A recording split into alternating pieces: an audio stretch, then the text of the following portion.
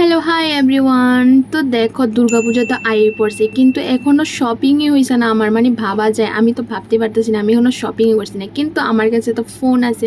Phone থাকলে আর কি tension করবো, শপিং করতে কোনো টেনশন নাই। জাস্ট অনলাইন থেকে দেখবো আর অর্ডার দেবো।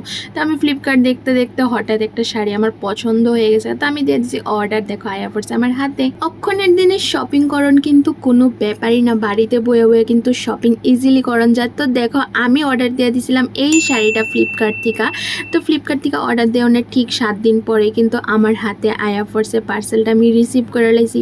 আর প্যাকেজিংটা দেখো একদমই খুবই ভালো আছিল, আর শাড়িটা কিন্তু কিছুটা দেখাও যাইতেছে প্যাকেটের উপর থেকে।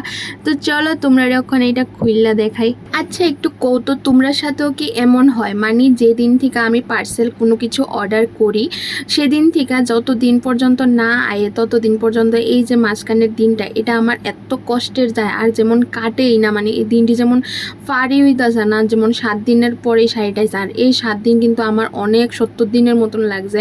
আর ডেলি আমি একদম খুলে দেখতাম কদ্দুর আইসে, একদম ট্র্যাক করতাম আর কতদিন লাগবো। তো তোমরা সাথেও কি এমন হয় একটু জানাই হতো। তো দেখো আমি কিন্তু একটা প্যাকেটে থেকে খুলে লাইছি, তো ভিতরে আরও একটা প্যাকেট আসছিল। তো এই প্যাকেটটা থেকে ওখানে খুলে লাইতাছি।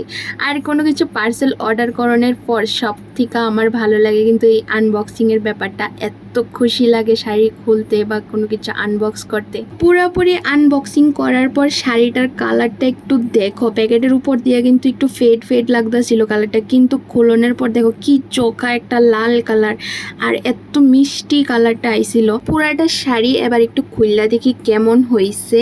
আর আমি কিন্তু লাল কালারটাই অর্ডার দিছি, এটার কিন্তু আরও অনেক কালার আসিল, কিন্তু আমার লাল কালারটাই এবার ভালো লাগতেছে। মানে এবার পুজোতে আমার কেড়ে জানি একটু লাল লইতে ইচ্ছা করতেছে, যে কোনো শাড়ি লই আমি লাল লইতে ইচ্ছা করতেছে।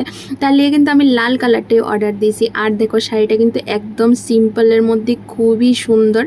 আর দেখো শাড়িটা কিন্তু এই রকম পাতলা, এটা কিন্তু বেশি একটা ভারী না, খুবই হালকা পাতলা একটা শাড়ি। আর শাড়ির ওয়েটটাও কিন্তু অনেক কম, একদম হালকা একটা শাড়ি, কিন্তু খুবই এলিগেন্ট একটা শাড়ি। মানে এটা যদি পরন যায় এত ভালো লাগবো, যখন আমরা শাড়ির মেকআপ টেকআপ করে সে শাড়িটা পরুম এত ভালো লাগবো শাড়িটা। আর এটা কিন্তু অঞ্জলি দেওয়ার লিগা বা দশমীর যাত্রা করণের লিগে কিন্তু এই ধরনের শাড়ি একদম পারফেক্ট। তো দেখো এটা হচ্ছে আঁচলের পোর্শনটা, আঁচলটা কিন্তু এইরকম টাইপের আইসে, মানে হালকা গোল্ডেন কালারের মধ্যে কাজ আছে।